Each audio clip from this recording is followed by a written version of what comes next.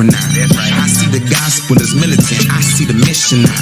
Find righteous from the 12 tribes, vet them, that's my inner circle. We got bylaws like every 6 days, you best be making curfew. See, we want goons that'll cut you if you touch us. Ain't no rabbis, ain't no masters. We got OGs and we got brothers, but our weapons, they ain't carnal. We are sheep amongst wolves. The warrior in my voice is a shadow of things to come. So days what I eat to beat and strengthen that inner man.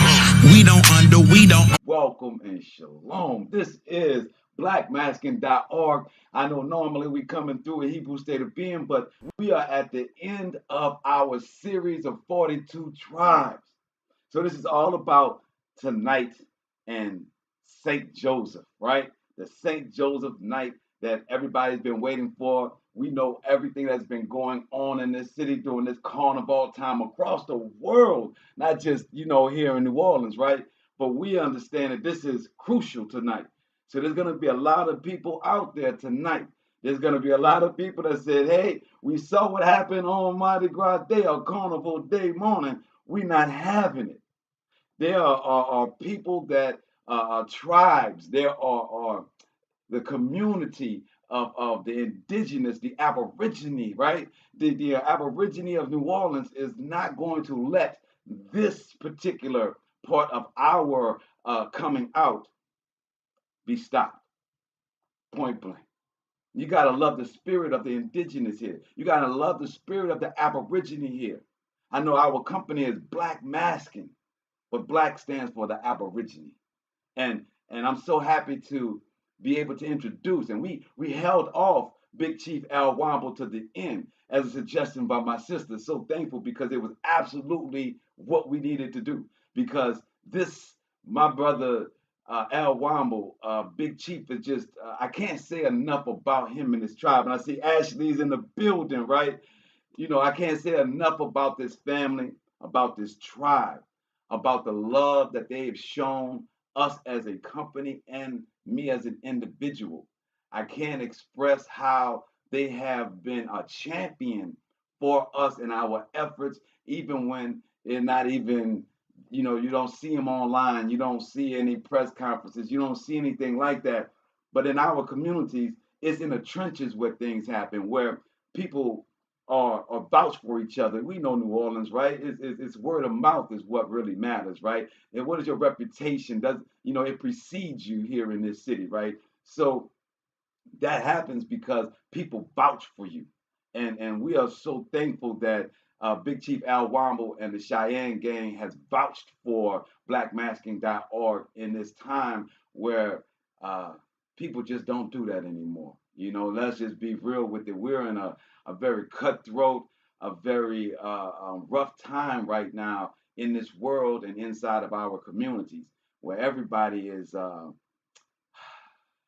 hearts waxing cold is the best way I can state it. Let me put it in a different term.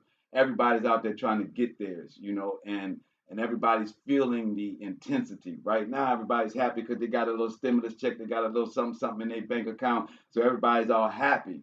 But we have to realize and be aware that the reason why our communities have not come together is because the vouching and there's not enough vouching in our community for us, right? That's the point, that we don't do that enough for each other. So, in this hour to have a tribe that's 5 generations that is well respected in this community to vouch for us coming in to help and support this community.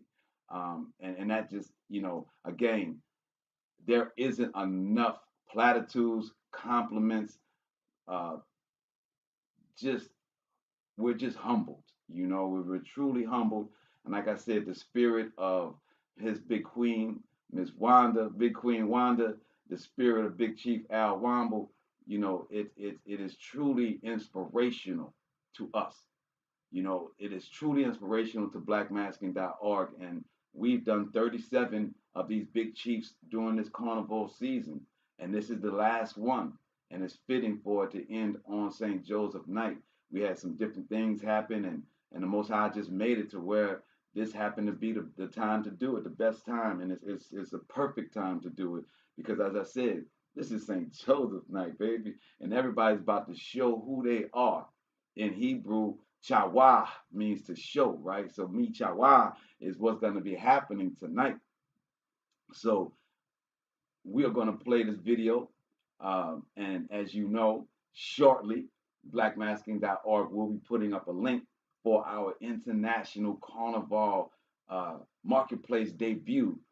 We have had the honor of working with Big Chief, I'm not Big Chief, but Casa Samba Mistre, not Big Chief, but Mistre Curtis Pierre and Casa Samba and the World Studio of World Percussion Studios, and putting together this monumental, first time ever international call of the different leaders in Carnival in Trinidad and in Brazil and in New Orleans to discuss how economically we can come together. We are, this is our third to last, well, it's our third event and next to last event. Our last event will be on Easter Sunday, where we will debut Big Chief Al Womble and Big Chief Fayaya and Big Chief Kevin Goodman, the Baby Dolls, James Andrews, and man, so much more that we're going to debut on Easter Sunday as our actual Mardi Gras, our actual carnival for this year. So, in that, we are pleased to be able to debut this tonight. We are, I see Alfred in the building. You know, we are pleased and to be in the building tonight. And like I said, you know, there's come Easter Sunday, we will debut that. This will be our, I guess you can say this was our offering. You know what I'm saying? Not to get too scriptural, right? As we find people like to get things in these segments, right? So I see everybody in the building. I see Esther's in the building. I see my sisters in the building. I see Edan's in the building. I see Ashley, yes, Yuan and Alfred. So look, without further ado, man, because like I said, a lot is going on. So we're about to put the link up and you guys will see the event tonight where we have connected with Brazil and Trinidad. You'll see Gustavo and Guillermo, two brothers that run the Brazilian clubs, the Brazilian samba schools, which is like our social aid and pleasure clubs. So in Brazil, they have evolved their carnival. It's where we want to get to. I think what you guys are gonna see tonight, what you guys are gonna hear tonight, is a coming together that nobody could imagine, right? It's going to be. I don't want to give it away, but I'm so excited, right? You know what I'm saying? I won't give it away, but I'm so excited, man. And that's kind of why I'm skipping, I'm jumping all over my words, man. I am just so thankful to the Most High right now for all that He has done, and I'm gonna leave it at that. So when you guys see it tonight, when you guys see it tonight, you're gonna see Trinidad. You're gonna see Trinidad steel drums. You're gonna see Miss Marilyn from the island of St. Lucia speak about how their carnival has come together and how they have advanced. Then we're gonna speak to the Brazilian clubs, and then we're gonna speak to Mr. Neguinho, the #1 samba artist in the world. He's a Grammy-winning artist of America, but obviously he's from Brazil, right? Brazil, right? So he's going to speak upon how we are coming together and how we're going to move forward with this and what Carnival means to them internationally, right? So without further ado, Big Chief Al Womble, and I say, you know, we started with Chief, and that's why it's perfect and it's fitting to have the show tonight on St. Joseph night and the night that we're going to debut our efforts reaching internationally. And it's all because of Al Womble. It's all because of the Cheyenne Gang. It's all because of the love of his family. It's all because him believing in somebody that, you know, that isn't blood to him. And his tribe is 5 generations of blood. So you have to understand the inner workings of that. and we're just thankful for it. So without further ado, again, Big Chief Al Womble is going to give y'all so much history, and you'll see why, the Most High put us together.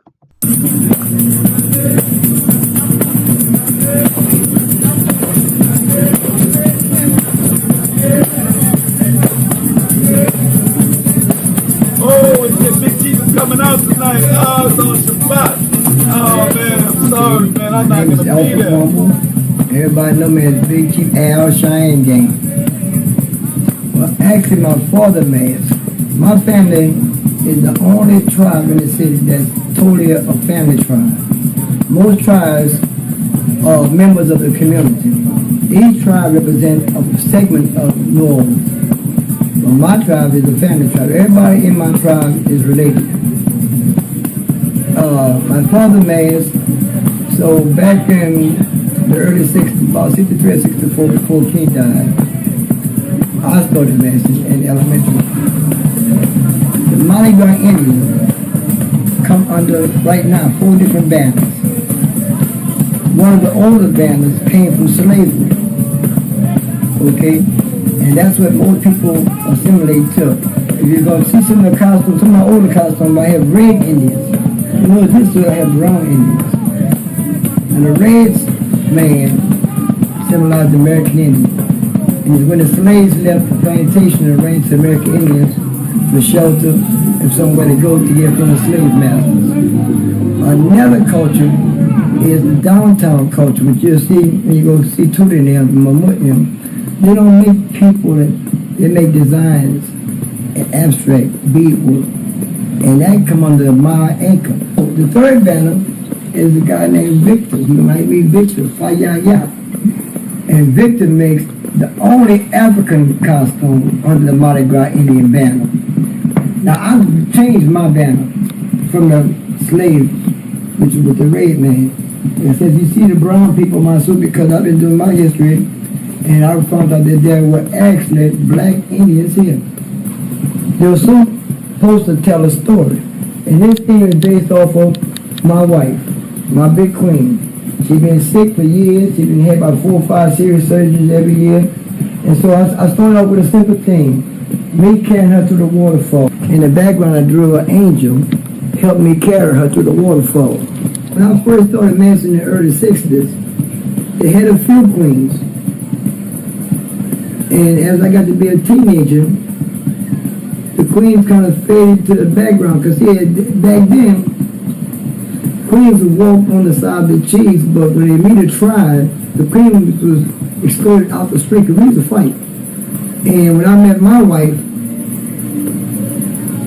I really didn't think she was going to actually marry us at first. I solicited her help to help me make my suit. And she started sewing and every year she got better and quicker and faster than me and better than me. And she said, baby, I want to be a queen. She wanted the mask. I said, well, you know what, you deserve the mask. You put this much work in. So I allowed her the mask. Since the queens have stepped in, they've actually taken over. Quite as kept.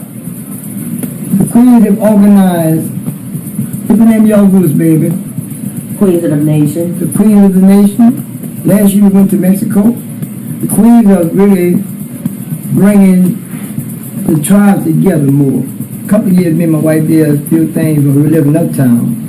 And we would invite all the kids to come into the house. We would cook dinner for them, help with their homework. And we were teaching the math, teaching the soap to get them off the street, because we were on Second and Dry. It was kind of dangerous back then. And we were giving the kids an outlet to come off the condo. To me, Katrina was a self-made disaster. When I went to Dallas to tell them what I had seen in the Superdome, the way I felt like when they first got there with the soldiers and the Marines, and they rushed in, they had troops with shotguns, troops with AKs, and they just run through the place. They came there initially to put down the resistance. And so we met so many of my son's friends. And Mama told them boys, go get all them boys that's not with their parents. A lot of them boys on their own. And we gathered up a lot of them. And I got a group of guys together. And we took over a large area. And we went up in the top and we came down with the food and we fed the people every day. I set up a makeshift kitchen. We got all the mothers, all the wives that started cooking. And I got my son to protect all the families, the children in our area. And we had got all the ice. I told everybody, I said, don't go get no alcohol. Everybody was stealing liquor. I said, get the ice. So we was able to give everybody a cold drink of water. The police got to the point they were so afraid, the military told them to get out the way.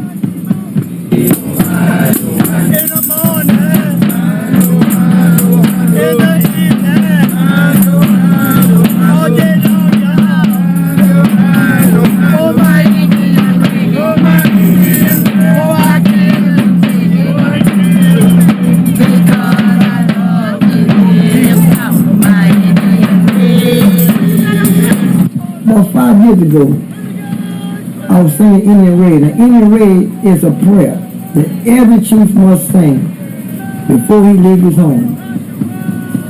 It's a prayer that every Indian chief sings when he closes out or open up any type of practice or activity that we do. I was standing from my house one year singing Indian Raid. The police interrupted me. I said, hold up, chief. I said, maybe you don't understand what you're doing. I said, this is a sacred prayer that I'm saying. He said, I know what it is. He said, but you got some guys over there need to talk to you. I said, no, I can't talk to nobody while I'm saying the prayer. He said, bro, stop for 1 minute. I'm going to get out your way. He said, these guys are from England. And they showed me some paperwork where they bought the rights to Indian Raid. Bought the rights to the prayer. I said, I don't know how they got them, who sold them the rights off, but they had it from England. So they came over and they were trying to talk to me. I told the police, I said, bro, listen, tell you something, how I feel about this. I said, these people stand in front of my door and stop me while I'm singing in the radio, you better bring me to jail. I'm put it on. He said, well, I tell you what, chief, I'm going to bring them in front of you, and we're going to turn our back. And I called my gang. I said, make a circle around them. I wasn't playing with them. And I explained to them how I felt about my culture, about this prayer that you bought on paper. I said, you need to go back to England while you can leave from this neighborhood. They do not support us. No form, no fashion. We get no help from them other than the Jazz and Heritage Festival. And I think it's a shame the way they exploit us nationwide. And they really just ignore us. You know? And people come from all over the world to see the Mardi Gras Indians. And the city really don't help us at all. And this guy offered me $10,000 on the Porter Company. He offered me $10,000 to make him a costume because he wanted to bring a white tribe. That's from hell, though. There's no longer an uptown, downtown rival. I teach it to all the young kids. There's only two kind of Indians. And there's innovators and duplicators. And most Indians are duplicators. They see a picture or see a suit from last year, year before that, and they try to imitate that suit. And I try to teach the kids, don't worry about how pretty that person is and how much he spent. Create your own art.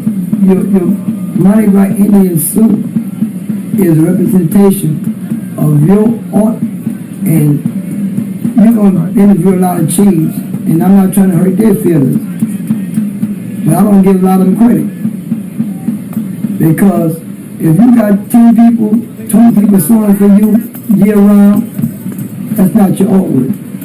You can't go buy a Rembrandt or Picasso and say 20 people painted it. It's not authentic. Everything you see on my suit, I drawed it, I beat it, I stone it, I decorate it, I hook it up, I design it. My first 3 years of Master Indian, we were a poor family. And I wanted to mask so bad my first year too. I didn't have no money and I didn't really know the craft. But I knew I wanted to be a Mardi Gras Indian. So I got me some cardboard. I was in like 3rd grade, 2nd grade. And I cut me some cardboard. I made me a cardboard suit. Plain cardboard. And I came around the corner of the road tavern ballroom, and I was hollering, screaming, and jumping, and everybody was laughing, and the kids were so mean back then. They were just brutally mean. They were throwing rocks, hit the car, boom, boom. And my mother looked at me, she did cry, said, baby, please don't take it off. But I refused to take it off. And the next year I made another cowboy suit, but I did a little step further. I got me a box of crayon that year. And I colored me some of that cowboy horses and stuff. But eventually I evolved, and as you see up there, I got those crystals for me and my wife. And I try to tell all the kids, don't give up. No matter how much money you don't have, you do have. You keep doing your craft, your artwork, and one day you're going to get your own crystal feather. If I can make an impact, I would just like to let the kids know to keep passing it down from generation to generation like I was taught. To pass it down from my daddy to me, from my children to my grandchildren, to keep it alive, to keep the spirit of who we are, not so much as just a monogram Indian, but as a black American Indian, an African descendant.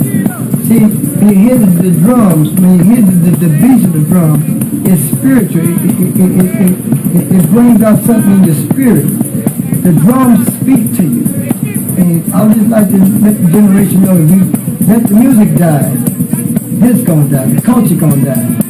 So just keep the music coming, keep the drums alive. And if they can do that, we'll be all right.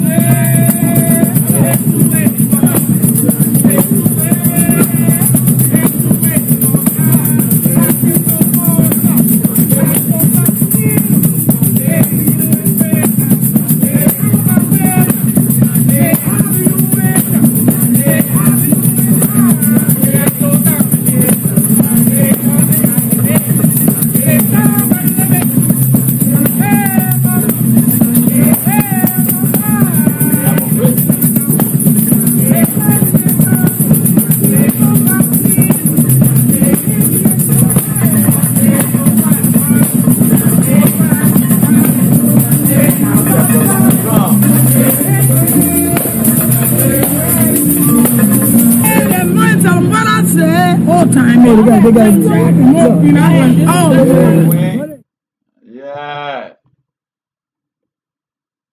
1 second, guys. Man, so that was Big Chief Al Womble of the Cheyenne Gang. Like I said, you see why we had a kindred spirit, that he understands that we are the aborigine. That goes past who is sewing and who's wearing feathers. That means it's us, the people that were here before colonialism, before Europeans. We were all doing this.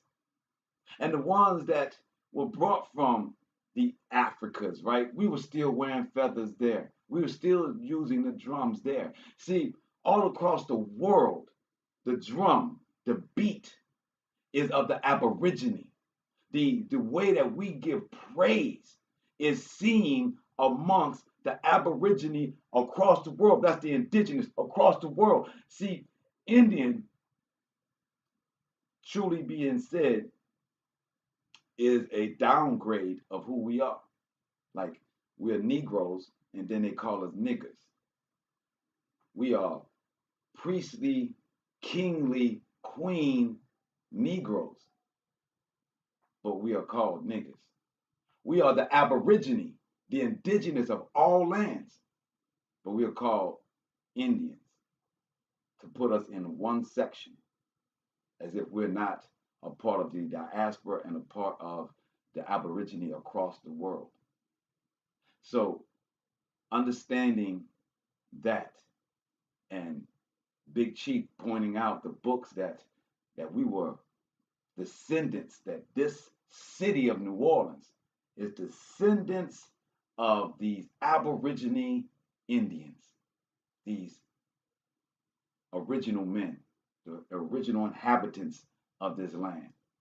So the music in North America is known to come from New Orleans. They call it the birthplace of jazz, but really it's all music. It's not just the birthplace of jazz. New Orleans, the rhythm, the beat from the aborigine is the sound of America. It's the music of America and the music of the world, because everybody imitates our culture across the world. So if the Aborigine beat of North America started in New Orleans, as they call it, the birthplace of jazz, they've given our sound a European name of jazz. But it's the original beat, it's the original rhythm, it's the original sound of this North America. That's written in history. And if the people here that keep that rhythm, that keep that beat, as Big Chief Al Womble said, if we lose the music, if we lose the rhythm, if we lose the beat, then we lose the culture. See, the beat was the way that we talked to each other. They said that we did smoke signals to pass messages. Actually, that's an absolute lie. It was the beat, it was the drum. It traveled for miles. The sound traveled for miles until other tribes. They took the drum from us in America because they knew that's how we gave signals. Then they replaced it with the tambourine. So then our culture, out of that slave era, took that tambourine and made it the drum. When you're in this culture, they'll tell you that the drum is the tambourine. That's because as Aborigine, they took our drums. If our sound is the sound of North America, and the sound of North America from rock and roll to jazz to classical music, so to speak, somewhat classical, but jazz, hip hop, R&B, rock and roll, folk music, rhythm and blues, whatever it is that has come out of America that the rest of the world emulates, that the rest of the world tries to recreate, all came from North America. And North America's sound came from New Orleans and the Aborigine from here. And now the only remnant of them is what we call Black masking Indians, but should be called Aborigine masking or Aboriginal celebration. That should be the name of our company, not Black masking Indians. It should be Aborigine, right? Whether we say masking or Aborigine descendants, however we say it, we should become very familiar with the terminology Aborigine. Aborigine means original inhabitants, because that's what we are. And that's the culture that is being maintained tonight on St. Joseph Night. It's a European name because it connects us to the transatlantic slave trade. And there's also a St. Joseph Night in Brazil as well. Is that by accident? Or is that because the days that we were able to celebrate our culture were the days that they gave respect and homage to their culture? That's how it got smushed together. Mardi Gras was the day that the slave masters went and partied in the French Quarter. So it was the day that we, as Aborigine, put on our suits of feathers and beads and stones and walked through our communities to give our community carnival. Yes, carnival. Thank y'all for tuning in with us on our documentary, our short documentary on the Cheyenne tribe and my little short diatribe of history afterwards. But if you don't get anything, know tonight we're going to put up a link that's going to take what I just said to you and prove it to you. It's no longer what blackmasking.org is saying to all of New Orleans, and that we're connected to this carnival, that we are connected to a people that's greater, and that we have the power to create our own economics if we just come together, if we just vouch for each other. If we just vouch for each other. So tonight, we pray that you guys enjoy, because we are now vouching for each other across waters internationally. And that will bring the organization, the togetherness that we need to overcome our oppressors and to build our communities economically, internationally. So with that said, I hope y'all guys enjoyed our series of 42 Tribes. Blackmasking.org website is going through its issues, but it's going to be going. It will be hitting on all cylinders real soon, but you can still go on and get all of the videos and all the information. Again, all praises Most High. We'll see y'all later, and everybody be safe out there on St. Joseph night. Know that what you are doing tonight is what was being done in the beginning of time in this land that you are standing on. It is your land. Ooh, man, I hope y'all get excited about stuff like that because that gets my blood going. Like your boys say, I don't know what it is, but it's provocative. All praises, man. Me shalom.